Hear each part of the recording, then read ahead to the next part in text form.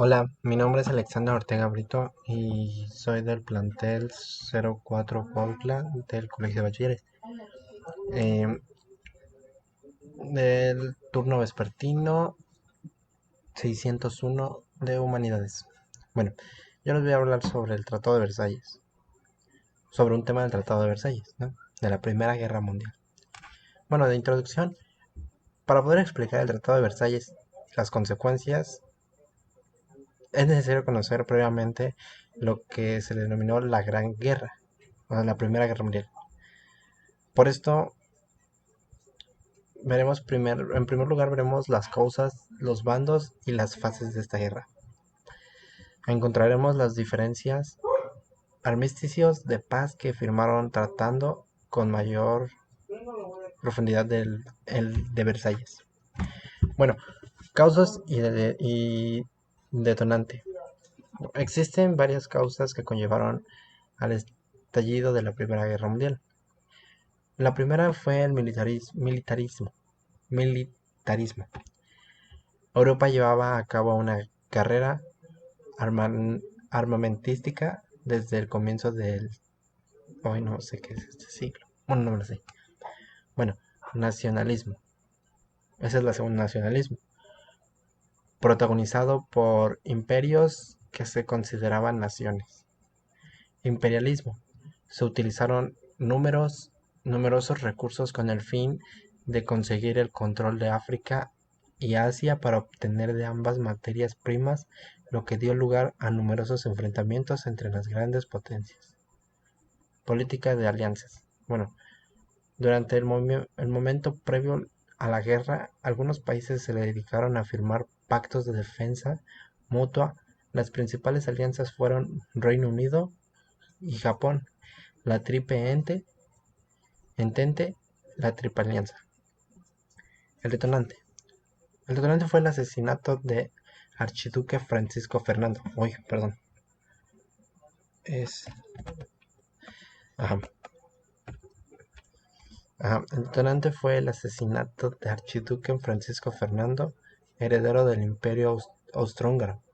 Este se produjo cuando visitaban tanto él como su esposa la ciudad de Sarajevo. A pesar de ser el detonante, las causas mencionadas anteriormente son los principales motivos por los que estalló la Primera Guerra Mundial. O sea, estos son los principales motivos por lo que sucedió la Primera Guerra Mundial. Ahora, bandos de la guerra. Bueno, en la Primera Guerra Mundial, los países que intervinieron se asociaron de la siguiente forma. La Triple Alianza en un primer momento estuvo formada por el Imperio Austrohúngaro, Italia y el Imperio Alemán. Finalmente, Italia no apoyó a este bando. Por otro lado, Bulgaria y el Imperio Otomano apoyaron a estas potencias denominadas potencias centrales o imperiales. Triple Entente, conformado por Reino Unido, Francia y el Imperio Ruso. Más tarde se unirán Serbia, Bélgica, Italia, Grecia, Portugal, Japón y Estados Unidos. Bueno, fases. La guerra se pudo dividir en 4 fases, que a su vez serán divididas en 2 frentes, por lo que veremos. Primera, Guerra de Movimientos, 1914. Guerra de Posiciones, 1915-1916. Crisis de 1917. Fin de la guerra. Ellos desde los 2 frentes abiertos, occidentales y oriental. Guerra de Movimientos. Frente occidental, Alemania invade Bélgica y Luxemburgo, con el objetivo de tomar París, planta Schlieffen. Reacción francesa y fracaso de la ofensiva. Frente oriental, Rusia invade Prusia y Galitzia. Reacción alemana, derrotas rusas en Tannenberg y lagos masurianos. Guerras de posiciones, 1915-1916. Frente occidental, ofensiva alemana en Verdún, ofensiva francesa Ofensiva francesa del Somme, ambas fracasan. Frente Oriental, gran ofensiva alemana, derrota a Rusia. Bueno, incorporación de nuevas potencias a la guerra, Triple Alianza, Imperio Turco y Bulgaria. Triple Entente, Italia, Rumania y Japón. Bueno, la crisis de 1917. El Frente Occidental, problemas de los estados mayores de ambos bandos que controlar la situación, resueltas y botines. El Frente Occidental, Revolución Rusa Soviética. Rusia abandona la guerra y firma la paz de Brest-Litovsk con Alemania. Turquía pierde Mesopotamia y Palestina frente a Gran Bretaña. Incorporación de Estados Unidos, China y Grecia a la Triple Entente. Bueno, fin de la guerra de 1918. Frente Occidental, batalla de Marne, victoria francesa, se detiene la ofensiva alemana.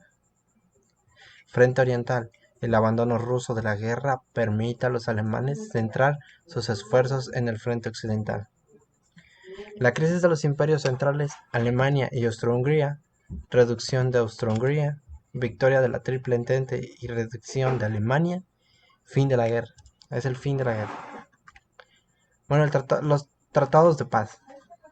Al acabar la guerra, se reunieron algunos de los países participantes en la denominada Conferencia de Paz de París, 12 de enero de 1919.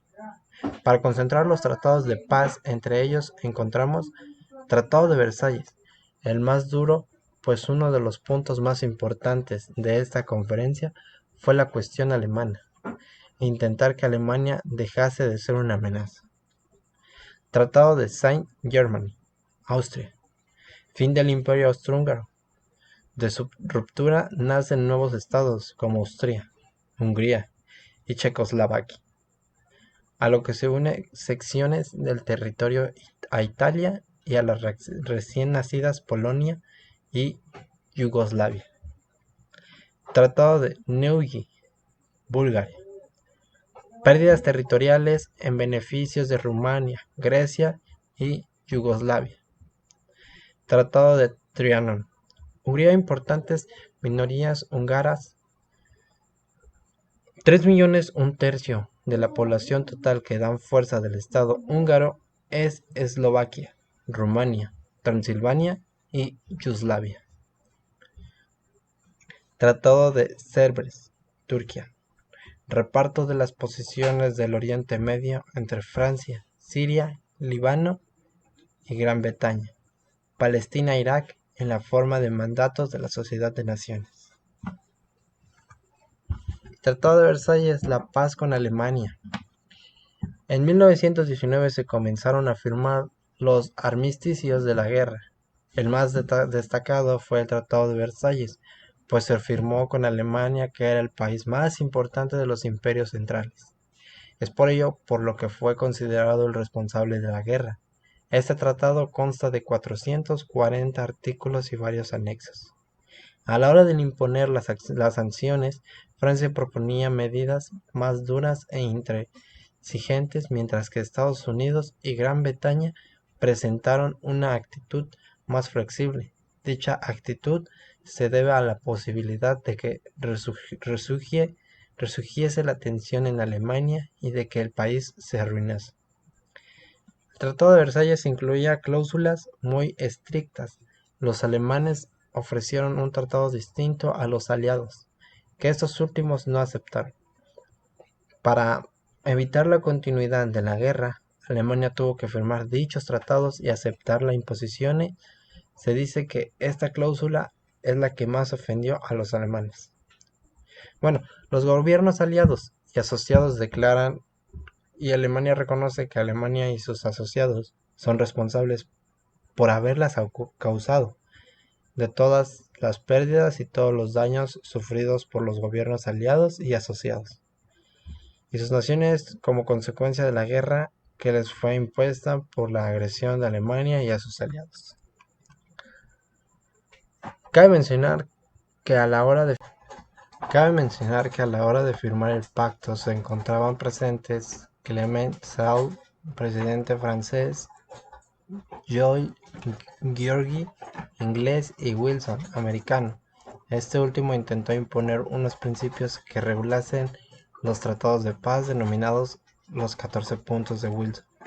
Estos 14 puntos de Wilson tenían la finalidad de acabar con la situación previa a la guerra y alcanzar una convivencia pacífica. Algunos puntos que se incluyeron fueron la reducción de armamentos, la creación de la Sociedad de Naciones, la desaparición de las barreras económicas, la prohibición de la diplomacia secreta en el futuro, entre otras. Bueno, aquí en la izquierda tenemos, en la fotografía, tenemos a Clement Saul, en el centro está Wilson y a la derecha está Georgi. Y Alemania, al igual que todos los países, experimentó cambios, tanto pérdidas y cambios sociales. En las pérdidas económicas, es cierto que Francia fue la peor parada. Sin embargo, Alemania perdió el 22% de su riqueza para finalizar la guerra. En sociales, aproximadamente murieron 1.800.000 personas. Estadísticas afirman que esto se traducen a un 12% de hombres entre 15 y 50 años. Cambios sociales.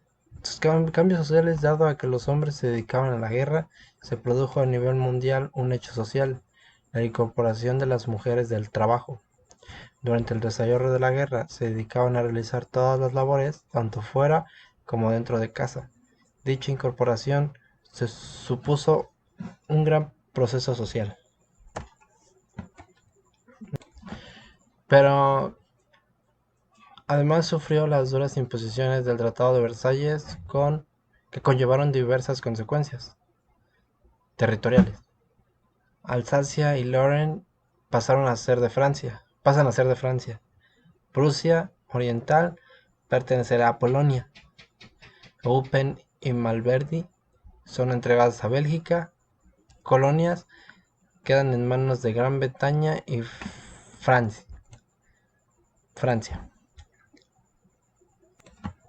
Bueno, en este mapa podemos observar el mapa de Alemania. En el naranja encontramos lo que era el territorio completo en 1914, momento anterior a la guerra, en el naranja. Las zonas con rayas negras son lo que era el territorio. Las zonas con rayas negras representan las zonas que perdió Alemania con el Tratado de Versalles, que serían, bueno, si los observan, entonces acá son estas, acá estas son las que tienen rayas negras. Las líneas rojas hacen referencia a las fronteras alemanas en los momentos previos a la Segunda Guerra Mundial, que eso es bueno, si se alcanza a ver, son las líneas estas, que son fronteras. Bueno, militares. Ante el temor a una rebelión por parte de los alemanes, los aliados decidieron incluir en el tratado los siguientes puntos. El ejército alemán no podría componerse de más de 100 hombres. El servicio militar obligatorio tendría que ser abolido. La zona de Rin sería ocupada por los aliados. Renania sería desmilitarizada. Ese temor se debía a las duras condiciones del Tratado de Versalles. Los alemanes consideraban este tratado como un diktat, es decir, una imposición, por lo que si Alemania poseía un poderoso ejército, existiría el peligro de un nuevo ataque. Económicas. Las imposiciones económicas fueron las más duras para Alemania. Tuvo que pagar las denominadas reparaciones de guerra.